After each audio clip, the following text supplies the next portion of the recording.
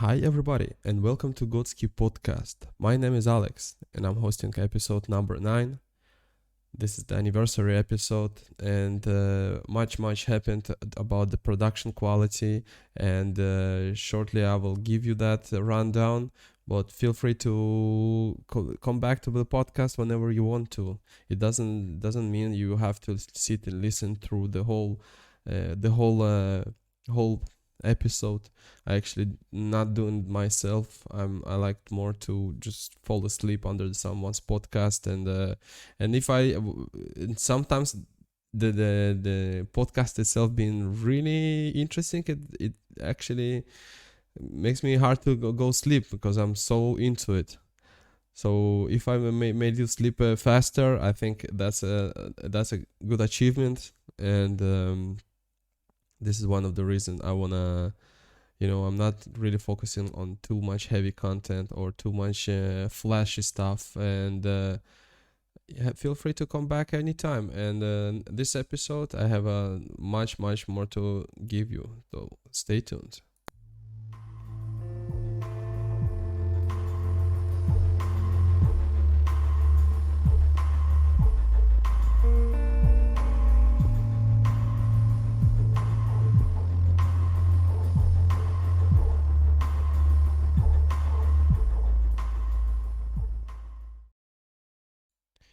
Yes, so welcome back again. If you're listening on Spotify, feel free to hit the follow button. It's not something annoying because it's just gonna be all around the Spotify area. There's no notifications and stuff like that, and so for me it was a major upgrade to put my hard working money on equipment, even though the podcast is not really a job and it's just a hobby. But there's no shame to put the money on a hobby if you really enjoy that. And for me, it's just joy to send out my ideas and keep the content maybe more quality. It's like if make building the for the hobby, building a miniature houses, right? You actually want to see in the end something nice. It's not just of course there is a process itself, it's really important, but the the outcome, I think it one of the parts of the motivations. So previous episode was my motivation to take my effort and time to find better equipment and put that upgrade. Like for me, for example, one of my like life hobbies now is surfing, and I still have, let's say, not even put much effort into upgrading or buying tools for that. Actually really enjoy to rent the surfboards and using those basic equipment just to understand that my the wave itself, it's the product, and the my ability of my body, this is the main tool in surfing. Of course you gotta find the right tools, like a right surfboard or right length for the specific waves. But the point is, I've seen people on lineup with really cool and expensive surfboards, and they're actually not using this equipment to its potential. They barely even catching the waves. And sometimes they've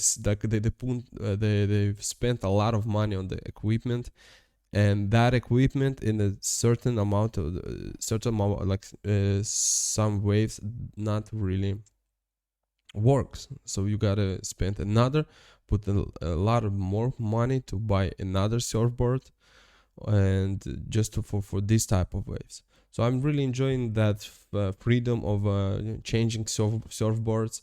Sometimes there is a frustration, like a recent session I had. I actually used a smaller board, and it took me a lot of time to readjust. And same time, it was my test of character, because after a couple sessions before, I was catching wild waves. I was really riding in like nice waves, and like with almost no effort. And this last session, I actually was really not frustrated, but I had a lot of challenges. Even the pass to just come on, like just pass the breaking waves on me. And after I pass it, I actually had a lot of uh,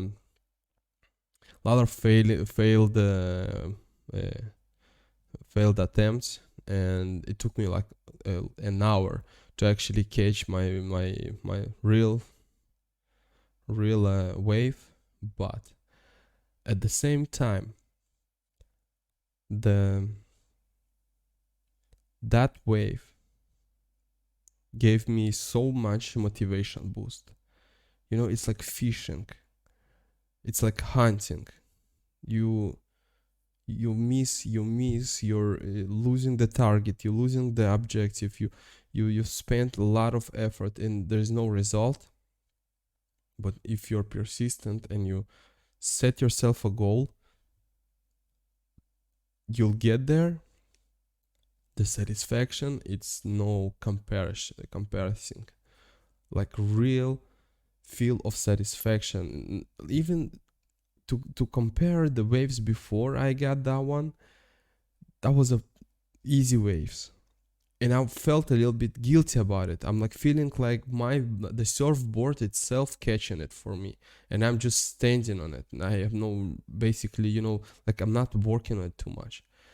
But the last wave I had in a recent session, it was something that gave me a lot of confidence in my abilities as a surfer. First of all, confidence of my abilities, like even and someone who's pursuing some goal and not give up. So that's why I always try to advertise the surfing. If you have ability to go surf, you just don't. If you live in near the sea, you and you're not really having that repel from the sea water. Some people are actually like, I'm asking them genuinely, like, why, like, dude, why didn't you go surf? And he's like, I hate water. Which is kind of funny, right? The what's the reason to hate water? Is this a fear? Is this the feeling itself of salt in your mouth? Nobody can give me, actually nobody can give formulated answer. He just decide he hates the water, he will not go there. But me personally, physically, I have a challenges in the water itself. I surf without glasses, and sometimes it's actually even, I have that sensitivity to sun, and just add up salt in the eyes, and there's sometimes frustrating moments when I want to keep going in the session, and there's no, I just can't, because the all this combined, it just making unbearable. And this is one of the frustrating moments when I have endurance and have good rides, but I gotta leave because I just basically, it's time to leave, because like I'm 4 hours in water.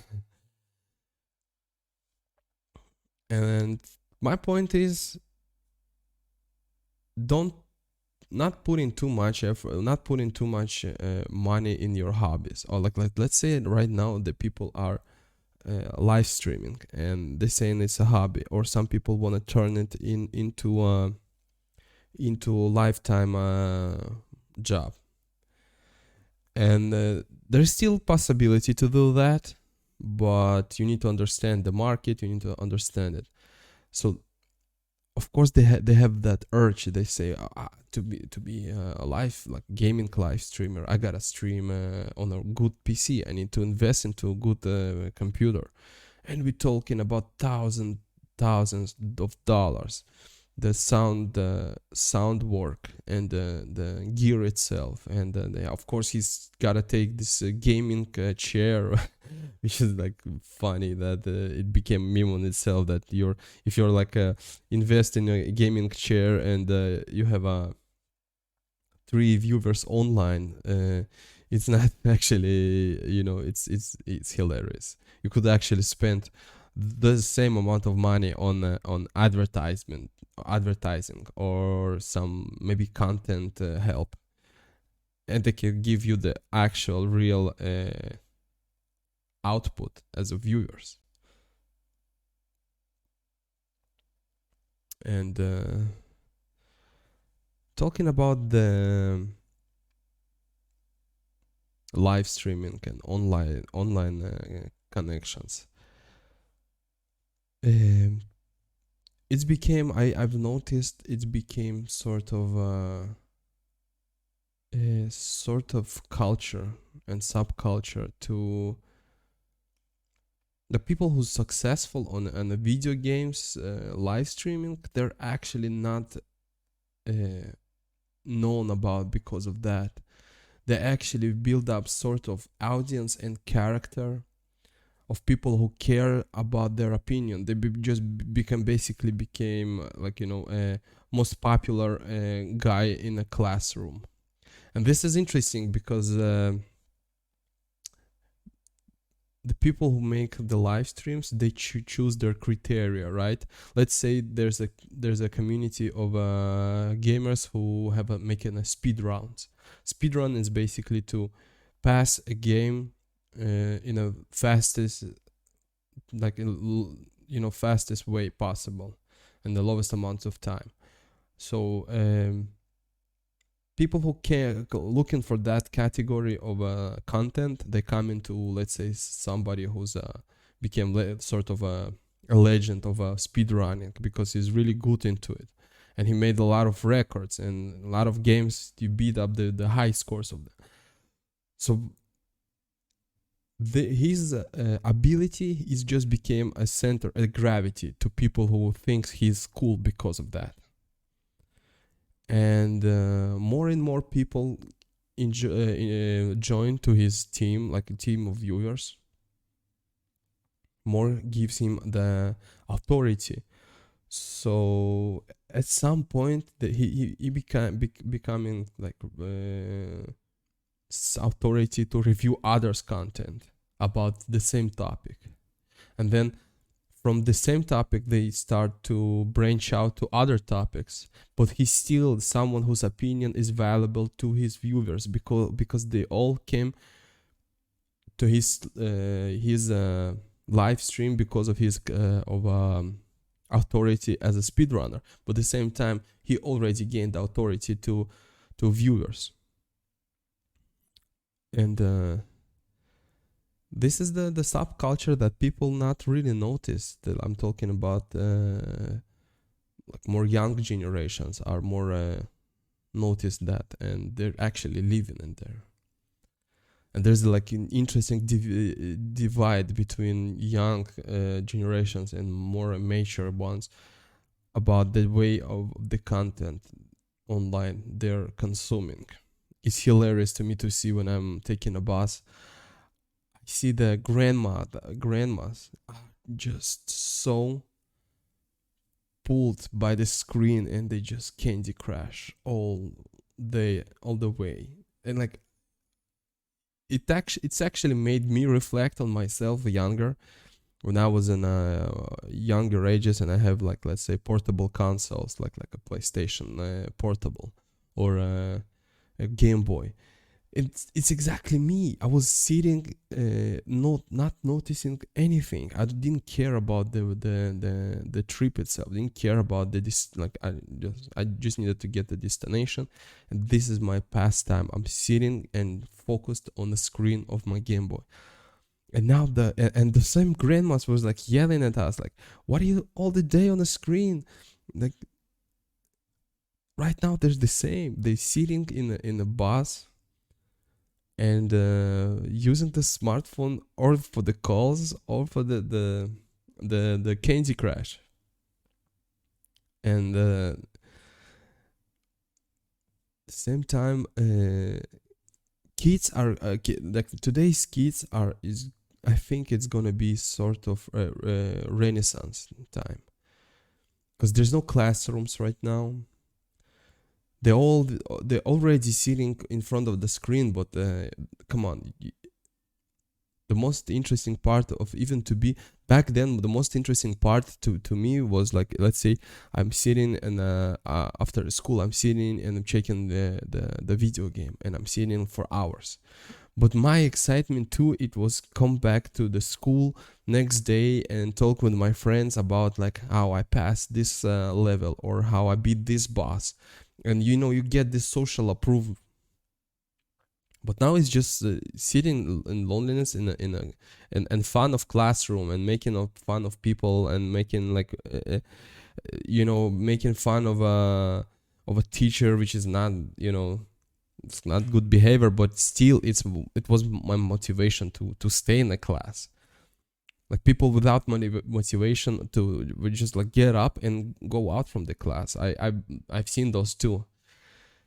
But there's no actual classes, and what I've heard right now here in Israel, what schools are making now, they're giving like about 2 hours weekly or weekly 2 hours mandatory.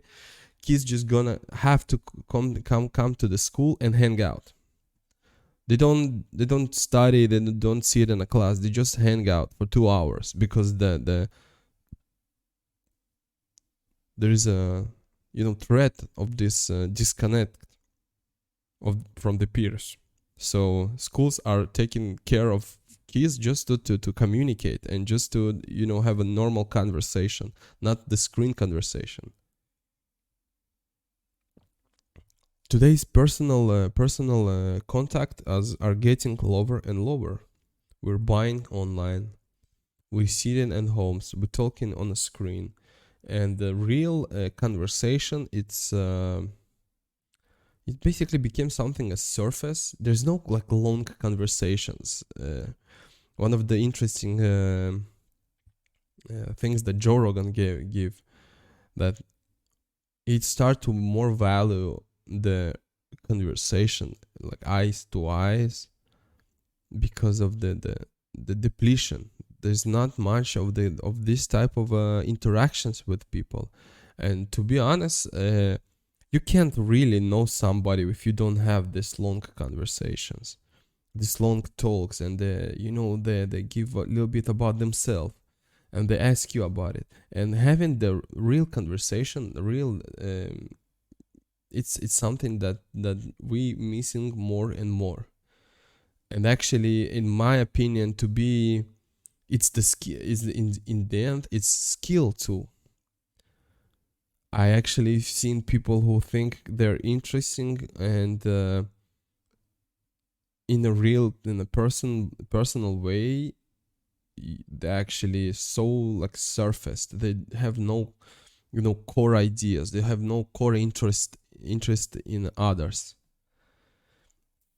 And one of the important things I really like that his name is Sam Hyde. He's one of the interesting influencers, but he said really like genuine thing.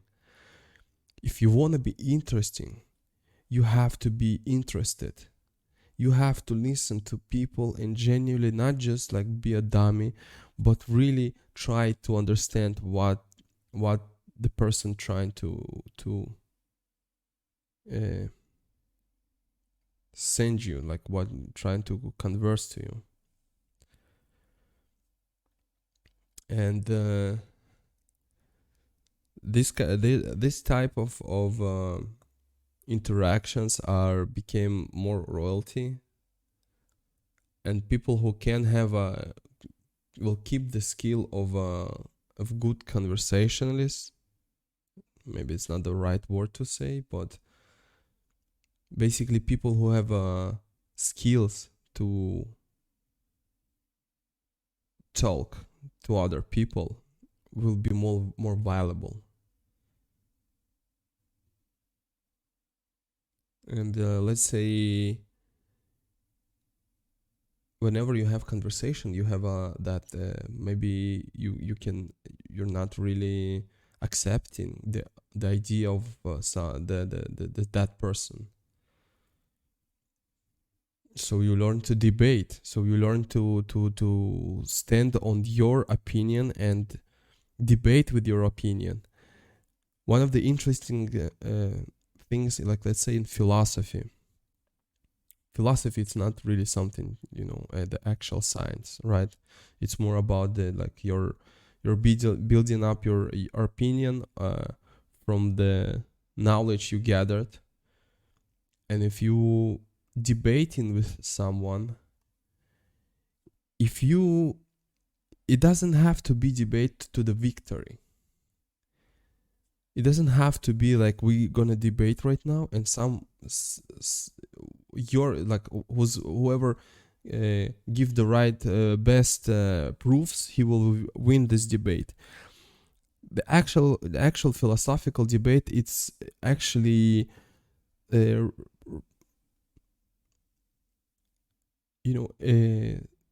have a right way to prove why you think that about some specific topic, let's say. Or the right debate, it's understanding what your opponent saying and parry that. So basically, debates it's a high level of conversation. It's actually, let's say, someone who think he's good in the conversating, he actually need to improve it or prove it in debate. Because whenever you have a conversation, right, you air your opinion. But if you can't explain why you get to that point, this is the point where you lost the debate. And today's interesting way to debate, I'm talking about modern philosophers, right? There's a lot of people we don't even know they exist, but they have philosophical conversations even right now. What's interesting, internet made, it's open to you. It's open them to each other to see and hear the each other's opinions. Let's say. And they're doing it sometimes on a live stream, or they actually, what's interesting, they're doing it on a live stream. I've actually have that pleasure to see how they're making it. And they basically, someone of the viewers, or he's turn on the video of someone's content about, I don't know, let's say something like philosophical, let's say about meaning of life, right? And they're listening and reacting in the same time, and they're not like proving or disproving, they're actually reacting and asking the questions at the same time, like, how do you get there? What do you think like that? Well, I can argue with you on that, and this has become content itself.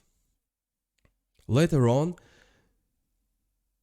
the person who was originally made the video, he finds out about that philosopher reacting on his video.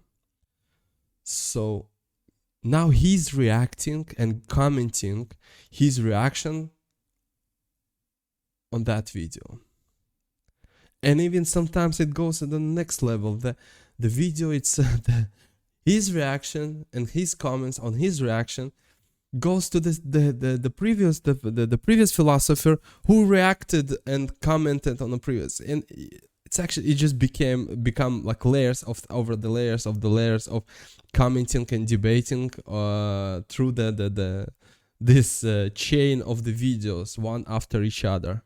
But this is actually the real happening of the philosophy, real happening of conversations, even if it's not a live conversation, which is sometimes there is live. The point is, that's how the the philosophy was made. The somebody was creating his concepts on his based knowledge. He's writing a book, and the other philosopher reads the book, and he will create publishing.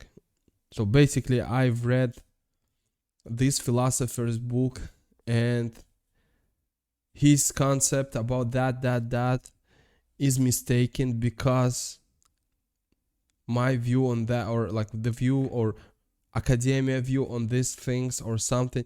Basically, you know what I mean? It's a conversation via paper, and now it's conversation via video. And what's interesting, we sit in the middle of these conversations. It's like back then it's like a Roman gatherings of the philosophical gatherings, where people were spending evenings with good wine and in having a good wine and having a good conversation, and most of them not even like being in part of the conversation. They were just listeners, and they were actually listening to what's happening about this philosophy around them. And now we can join to the same like authentic experience that was back then. And the video format also gives the exposure, right? You can expose people who are not they're incompetent in those type of questions, and you actually can't prove why they're not incompetent. So it's became new era of philosophical conversations, and this is the right way to use technology. This is not the right way, right, to be more progressive with the technology, and not like I talked before, to be disconnected from others because of the technology.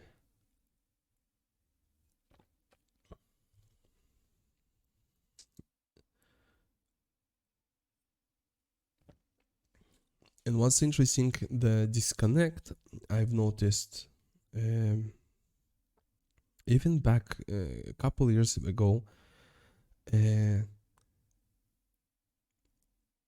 just by, like, let's say walking on a street, all right, or in a mall,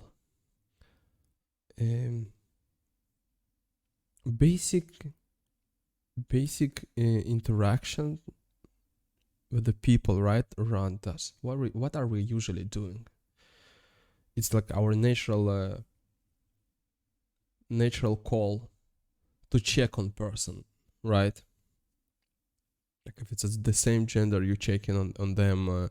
Doesn't matter. That doesn't even matter about the gender. It's about the reflex itself to check on people around you. And let's say the person is in the look of a partner, and by checking people around you, you actually building that even interaction, and building the opinion on yourself.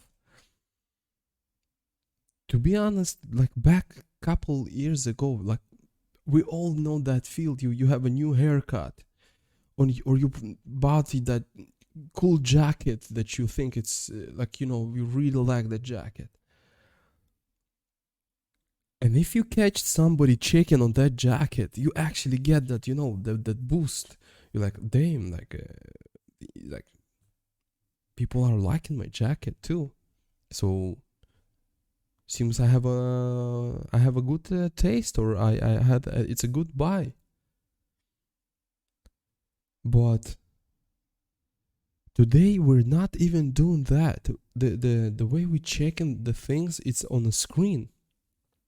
We checking the Instagram stories, we checking the Facebook stories, and stories is one of the things that really bugs me.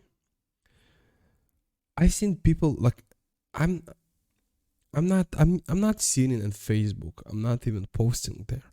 But one of the things I had to be on Facebook is to find customers when I had the service. So basically, I was advertising on Facebook. So I had to like get into the Facebook and log in.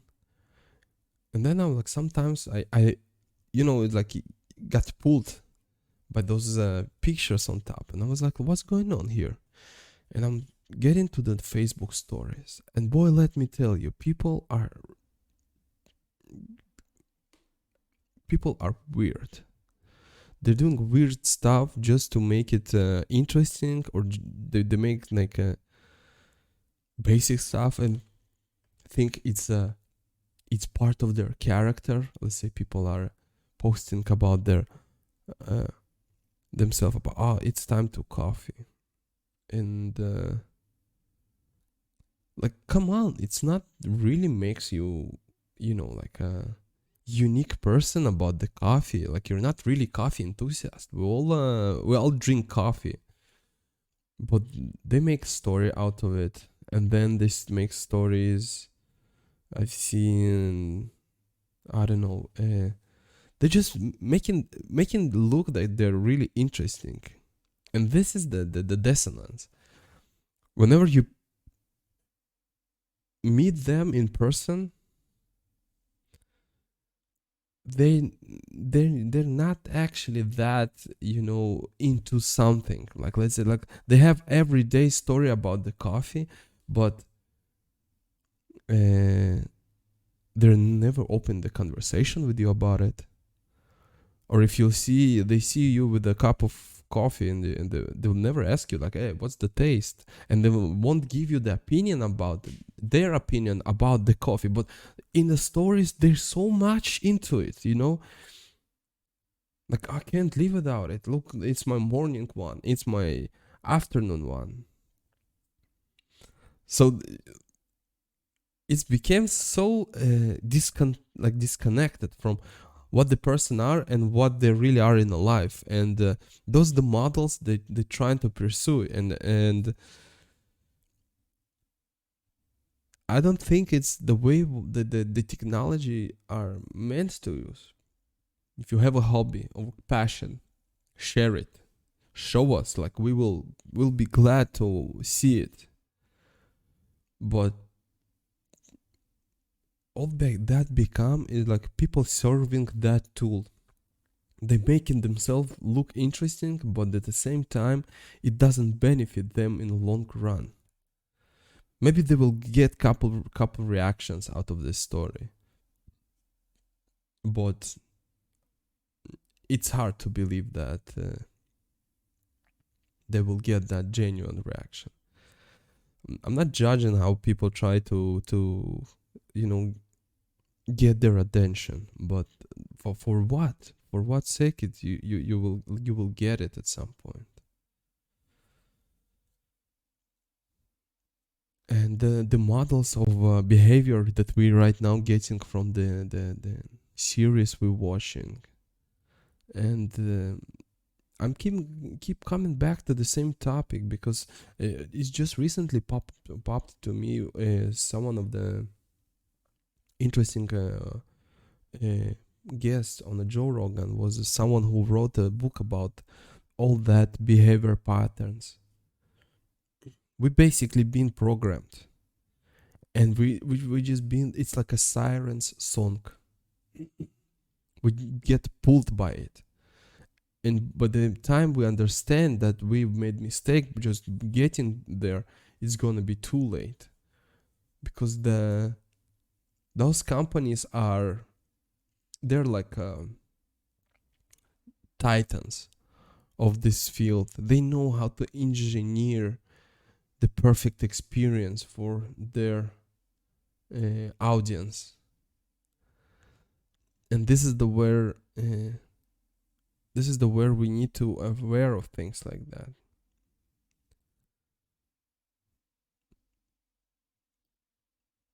Podcasting, it's interesting tool.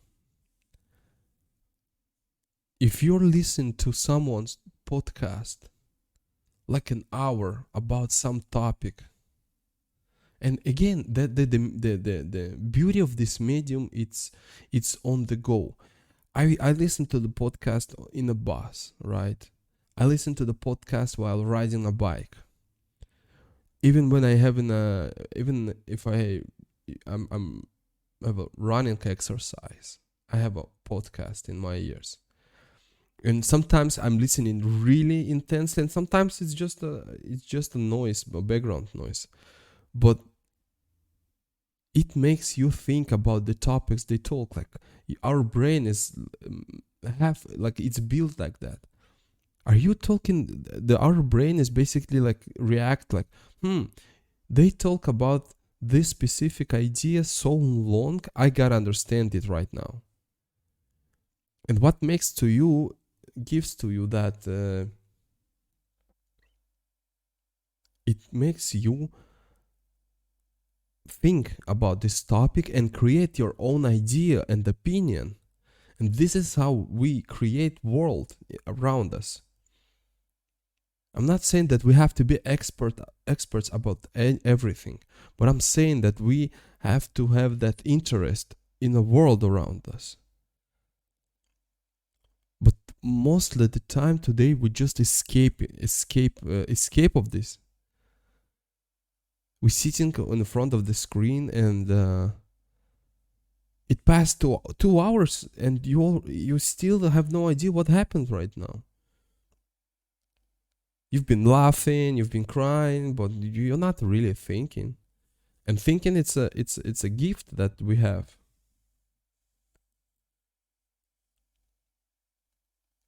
So, what's interesting? The question sometimes I advertise my podcast to friends or people around me, and their question is, the first question is, what about your podcast? And well, I have a topics I talk about, and I have interesting ideas I'm sharing, or you can actually even read description about the podcast itself. Every episode have a short description of what I'm talking about. But the fact of question itself, what about your podcast, is making me thinking that the person is actually like asking you why should I even bother? And it's the same as asking like to artists that have making a music, what about your songs? What are you singing about, huh? And it's kind of weird, right? Because you're not asking the artist what he's singing about, right? He's just singing. And you can actually, you know what? I will check out one of your episodes just to check what it's all about. But we don't want to build our opinion about stuff like that. We just need a quick rundown. Just give me a quick rundown. Give me a trailer. Imagine yourself meeting someone, and you're kind of interested in start relationship, but you're not gonna know what about it, right?